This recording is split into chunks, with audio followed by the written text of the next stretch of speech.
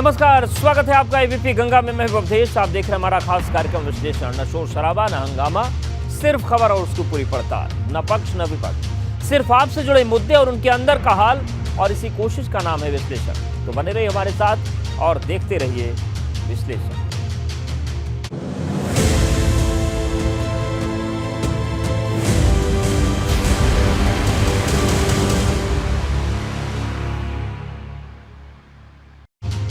आज विश्लेषण में शुरुआत करेंगे बुलडोजर वाला हंटर गालीबाज करेगा सरेंडर, क्योंकि योगी राज में महिला से बदसलूकी कर श्रीकांत त्यागी ने वो हरकत की जिसकी सजा उसे भुगतनी पड़ेगी। वो चाहे कितनी कोशिश कर ले, उसका बच पाना अब नामुमकिन है।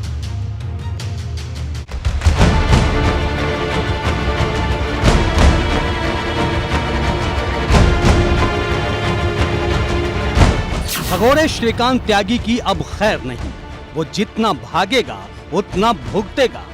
गालीबाज त्यागी के नाम सुबह से शाम तक यूपी पुलिस ने बुलडोजर वाला सख्त संदेश जारी किया है, जिसका मतलब यही है कि समझ गए तो गनीमत है, नहीं समझे तो कई गुना मुसीबत है। गौतम बुद्ध नगर के सेक्टर 93 में हुई दुर्भाग्यपूर्ण घटना, जिसमें कि श्रीकांत त्यागी द्वारा एक महिला के साथ दुर्व्यवहार किया जा रहा है, की घटना को शासन ने तथा डीजीपी यूपी ने बहुत गंभीरता से लिया है। योगी सरकार ने साफ कर दिया है कि श्रीकांत त्यागी पर सबसे सख्त एक्शन का आगाज हो चुका है और अब ये कार्रवाई थमने वाली नहीं है।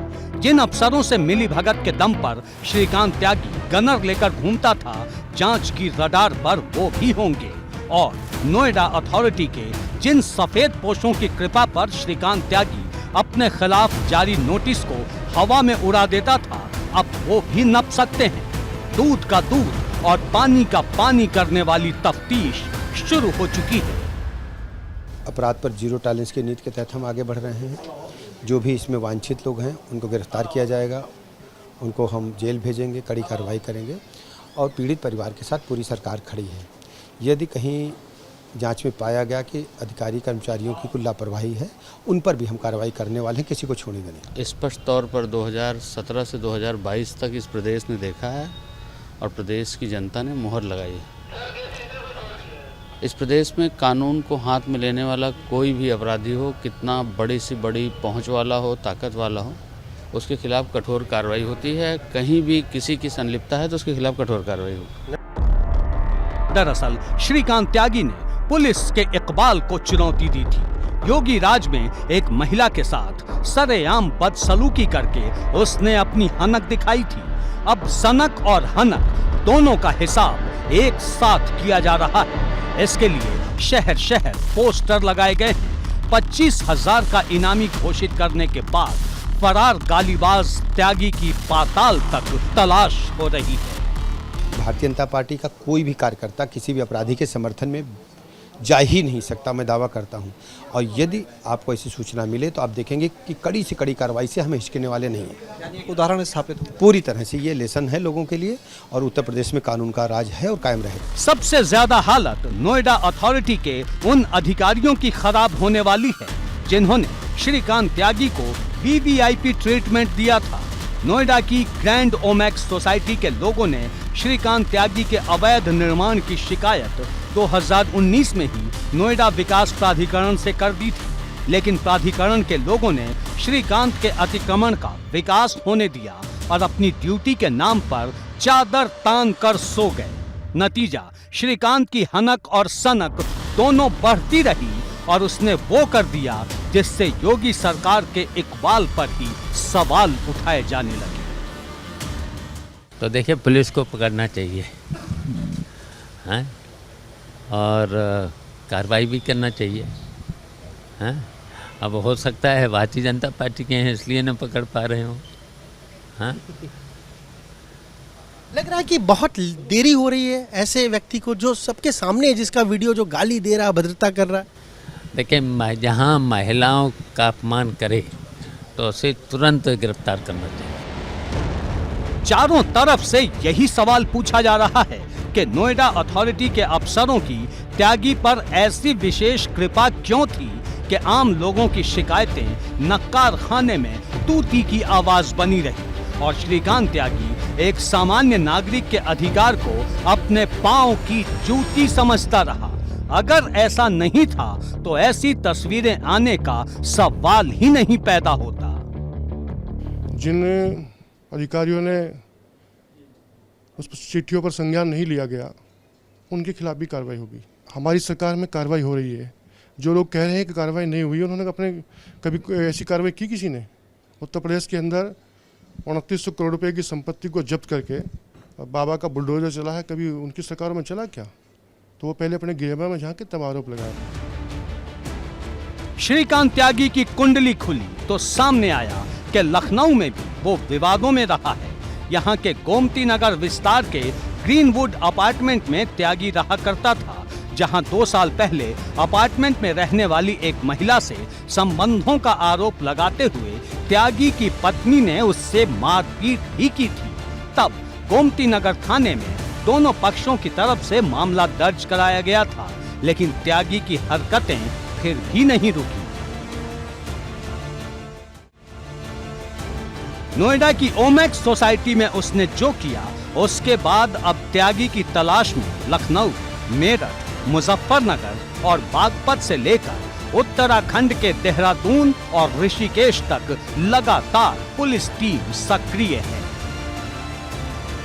तथा नोएडा पुलिस ने मेन अभियुक्त पे इनाम भी घोषित किया है तथा कुछ नंबर भी दिए हैं जिस पे कि कोई भी गोपनीय सूचनाएं दे सकता है। उत्तर प्रदेश शासन और डीजीपी यूपी की तरफ से यह स्पष्ट किया जा चुका है कि इस तरह की घटनाएं कतई बर्दाश्त नहीं की जाएंगी। उधर पूरे मामले पर सियासत बेहद गर्म है। उत्तर प्रदेश की पुलिस के साथ साथ सरकार का भी संरक्षण अपने पार्टी के अपराधी को है और जिस अपराधी को भाजपा सरकार का संरक्षण होता है उसकी गिरफ्तारी नहीं होती है। उत्तर प्रदेश के लोग कहने लगे हैं अगर उत्तर प्रदेश की भाजपा सरकार विपक्ष का कोई अपराधी हो, अपराधी बनाना हो तो गधे की सींग की तरह उसे खोज लेगी और अगर अपराधी भाजपा का है तो पूरा संरक्षण प्राप्त होता है। लोगों में यह विश्वास था कि इसी सरकार में न्याय की उम्मीद वो करते हैं। वहाँ के लोगों का ही कहना था कि अगर यह परिस्थिति अगर सपा बसपा कांग्रेस में होती तो शायद कोई देखने वाला भी नहीं होता। अपराधियों को संरक्षण देने वाली वो सरकारें थीं। आज लेकिन लोगों को भरोसा है, उस परिवार को भी, उनके शुभचिंतक को भी और समाज में भी लोगों को यह भरोसा है कि जो गलत है वह तो बिल्कुल ध्वस्त होगा, जो सत्य है वो स्थापित होगा। अब सबकी नजर इस बात पर है कि नोएडा पुलिस तमाम कोशिशों के बावजूद कब तक श्रीकांत त्यागी को गिरफ्तार कर पाती है। एबीपी गंगा के लिए ब्यूरो रिपोर्ट। एबीपी गंगा की टीम ने इस बीच मोदीनगर से बड़ा खुलासा किया है। हमारे संवाददाता सनुज शर्मा की तफ्तीश में पता चला कि मोदीनगर में भी श्रीकांत त्यागी दबंगई का दूसरा नाम है। वो यहां से चुनाव लड़ने की तैयारी में था। इसने यहां पर कैंप कार्यालय के नाम पर मोदी ग्रुप की करोड़ों रुपए की कोठी कब्जा कर रखी है। भाई की तो चले ले आप तो ठीक भाई वो कह रही है तेरे पति को जानता हूं समझी अगर हमारे पेड़ में राज कर देना। ये है कालीबाज नेता श्रीकांत त्यागी का कैंप ऑफिस, जगह मोदीनगर। करोड़ों की कोठी पर इसने यूं कब्जा कर लिया जैसे इसके लिए ये रोज का काम हो। एबीपी गंगा संवाददाता जब यहां पहुंचे तो कई ऐसी बातें सामने आईं जो किसी को भी हैरान कर दें। गालीबाज नेता श्रीकांत त्यागी की दबंगई का एक और नमूना हम आपको दिखा देते हैं। मोदीनगर इलाके में ये देखिए, ये कैंप कार्यालय है श्रीकांत त्यागी का, लिखा हुआ है विधानसभा 57 मोदीनगर। यहां से 2 बार विधानसभा के लिए टिकट भी मांगा था। और दबंगई की सबसे बड़ी जो तस्वीर है वो ये है कि ये जो कोठी है इस पर अवैध रूप से जो श्रीकांत है श्रीकांत ने कब्जा कर रखा है।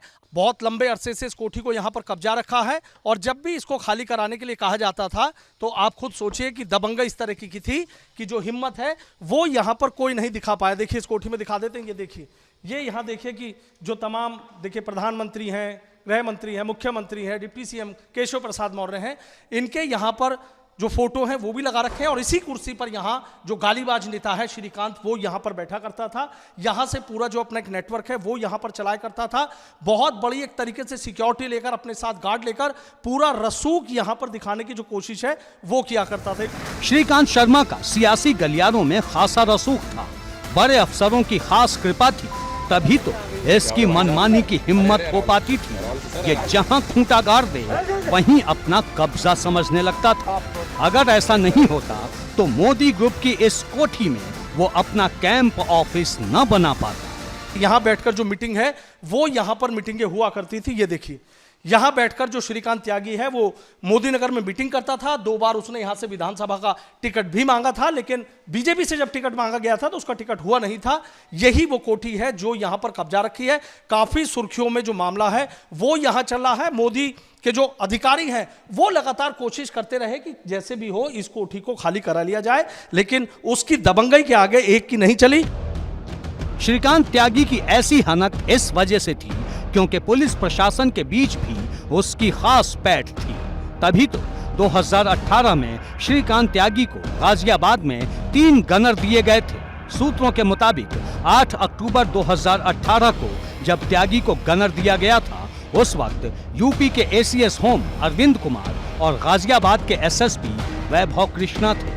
इस तरह के तमाम खुलासों पर अब विरोधी दल सरकार पर हमलावर है। महिलाओं का अपमान करे तो उसे तुरंत गिरफ्तार करना चाहिए, तुरंत। कहीं न कहीं देरी हो रही है, आपको भी लग रहा है? बिल्कुल देरी हो रही है। पुलिस के पास तो सारी जानकारी होती है, सारा तंत्र उसके पास है, उसके बावजूद पूरा तंत्र है, पूरा तंत्र है, नोएडा से लेकर के लखनऊ तक पूरे प्रदेश में। कहीं बचाने में लगा है क्या? कहीं न कहीं कोई न कोई तो बात है, तो देरी हो रही है। इस बीच कांग्रेस महासचिव प्रियंका गांधी वाड्रा का एक ट्वीट चर्चा में है। प्रियंका ने श्रीकांत त्यागी की कई भाजपा नेताओं के साथ की तस्वीरें एक साथ ट्वीट कर पूछा है कि क्या इतने सालों से भाजपा सरकार को नहीं पता था कि नोएडा के भाजपा नेता का निर्माण अवैध है, बुलडोजर कार्रवाई दिखावटी है। इन सवालों के जवाब से सरकार बच रही है। एक महिला के साथ खुलेआम अभद्रता और 10-15 गुंडे भेजकर महिलाओं को धमकाने की हिम्मत उसे कौन दे रहा है? कौन है जो उसको बचाता रहा? इस बीच पूर्व कैबिनेट मंत्री और सपा नेता स्वामी प्रसाद मौर्य के साथ श्रीकांत त्यागी की एक पुरानी तस्वीर भी बेहद चर्चा में है। कहा जा रहा है कि स्वामी प्रसाद मौर्य ने ही श्रीकांत त्यागी को भाजपा में शामिल करवाया था। उससे पहले वो बसपा में हुआ करता था। पार्टी में उन्होंने स्वामी प्रसाद मौर्य जी के साथ ज्वाइन किया था, उन्हीं के साथ वापस चले गए और वह पार्टी में कोई पद नहीं है और इस प्रकार के लोगों को बर्दाश्त नहीं पार्टी करती है, न कोई सिफारिश करता है, न ऐसे लोगों को बख्शता है। कानून सजा देगी और दंड से दंड, और संगठन सरकार दोनों मिलकर किसी व्यक्ति को नहीं बचाता है। भाई ये कानून का राज है, आदरणीय मोदी जी योगी जी का राज है। जहाँ तक जिक्र कर रहे हैं श्रीकांत त्यागी का, तो यह भारतीय जनता पार्टी किसान मोर्चे का पदाधिकारी रहा है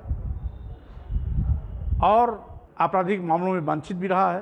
तो स्वाभाविक रूप से आज जब भारतीय जनता पार्टी पर पाप के छींटे पड़ रहे हैं तो उस पाप की चादर को किसी और पर डालने की कोशिश भाजपा की नापाक कोशिश है। चाहे प्रदेश अध्यक्ष जी हो या कोई और हो, अपनी बात किसी और पर डालने के लिए ये उनका एक तिकड़म है, साजिश है, नापाक कोशिश है।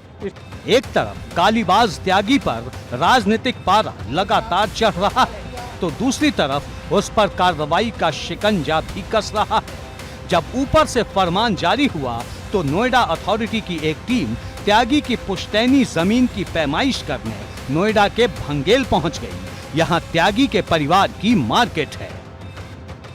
अब चर्चा है कि पुलिस प्रशासन इस प्रॉपर्टी पर बुलडोजर चलाने की तैयारी में है। यहाँ किराए की दुकान चलाने वालों ने बताया कि यहाँ 10 लोगों की टीम आई थी जिसने संपत्ति के कागजात की मांग की और फिर यहाँ के मुनीम को साथ लेकर चली गई। एबीपी गंगा के लिए ब्यूरो रिपोर्ट।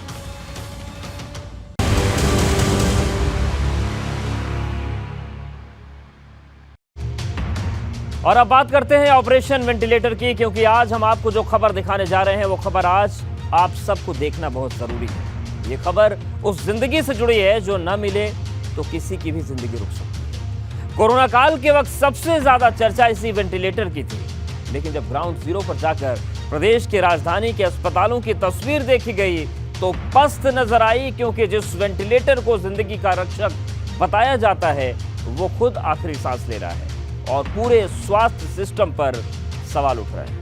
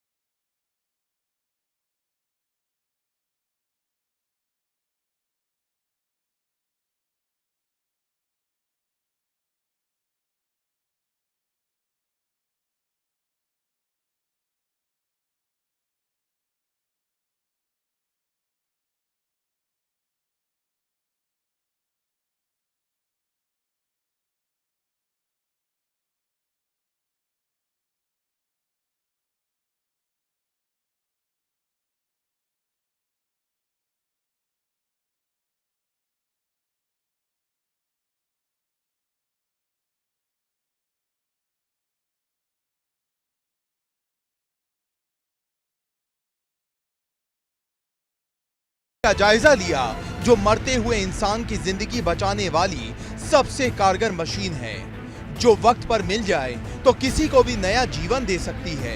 लेकिन जब हम लखनऊ के KGMU, SGPI, लोहिया सरी के संस्थानों में पहुंचे तो हालात बुरे नजर आए, क्योंकि जो वेंटिलेटर लोगों की जान बचाता है वो खुद आखिरी सांस लेता हुआ मिला।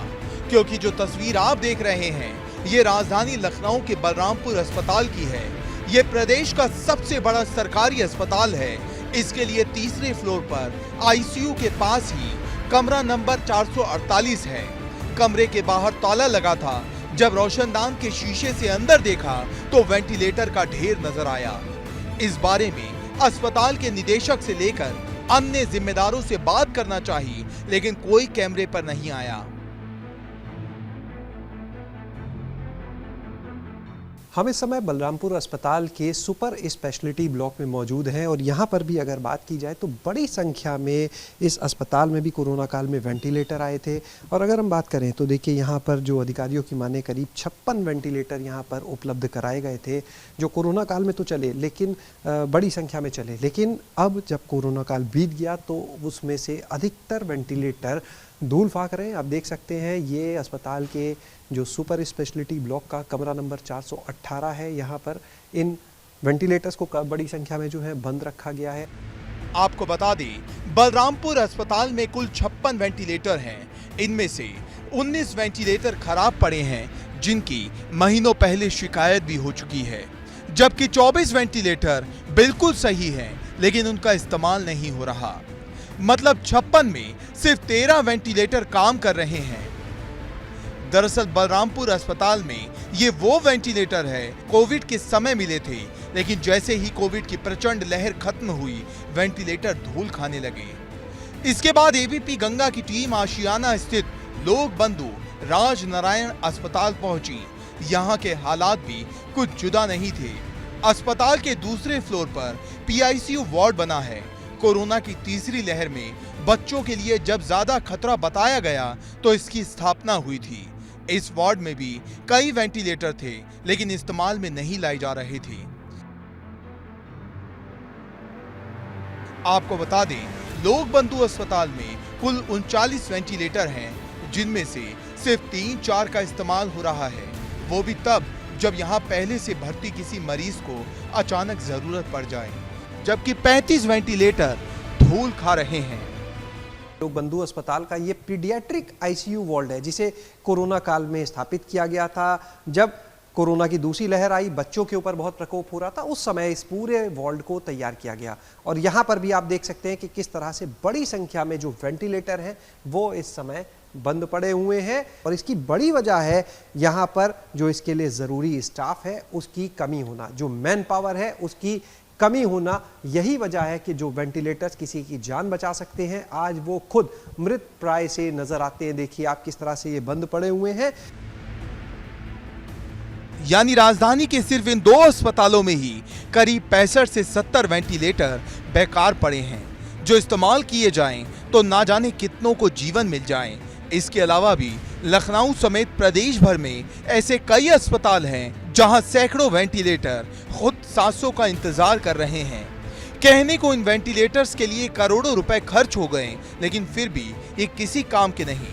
साफ जाहिर है जब तक प्रॉपर प्लानिंग के तहत इसके लिए जरूरी उपकरण और स्टाफ का इंतजाम नहीं होता, ये ऐसे ही पड़े रहेंगे और ना जाने कितने लोग इसके बिना जान गंवाते रहेंगे। एबीपी गंगा के लिए शैलेश अरोड़ा की रिपोर्ट।